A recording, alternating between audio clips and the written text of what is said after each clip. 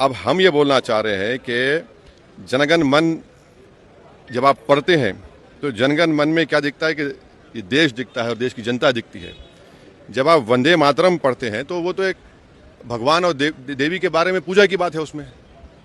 अब उन मुजाहिदीन आज़ादी को क्या बोलेंगे जिन्होंने इस देश के लिए कुर्बानी दी, चाहे वो मौलाना महमूदुल हसन हो, हुसैन अहमद मदनी हो, मौलाना अबुल कलाम आज़ाद हो, मौलाना काफ़ी हो।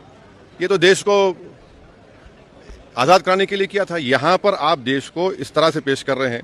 और जनगण मन जो लिखा गया था वो तो जनता के लिए लिखा गया था। और मैं कह रहा हूँ कि 1950 में राजेंद्र प्रसाद में बहुत बड़ी गलती की, बगैर रेजोल्यूशन के उन्होंने कह दिया कि नेशनल सॉन्ग है, जबकि रेजोल्यूशन लेना चाहिए था उनको। तो और कहीं पर भी नेशनल सॉन्ग का डेफिनेशन नहीं है।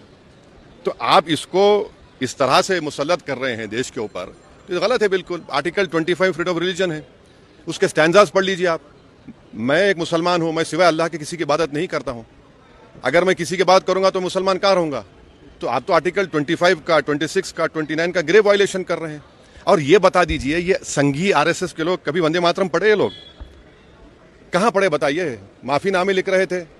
और हिंदू महासभा और मुस्लिम लीग तो फौज जमा कर रहे थे अंग्रेजों को देने के लिए। आपने कभी जिंदगी में पढ़ा ही नहीं।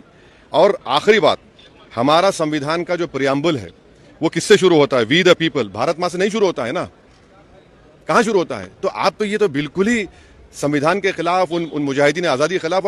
और जो काम बोस नहीं किए, रविंद्रनाथ टैगोर नहीं किए, वो काम आप ये कर रहे हैं। जो कमेटी बनाई गई थी उन्होंने कहा कि नहीं। तो ये सब मकसद एक ही है कि इस देश को एक हिंदू थियोक्रेटिक कंट्री बनाया जाए। हम इसकी मजम्मत करते हैं, कंडेम करते हैं।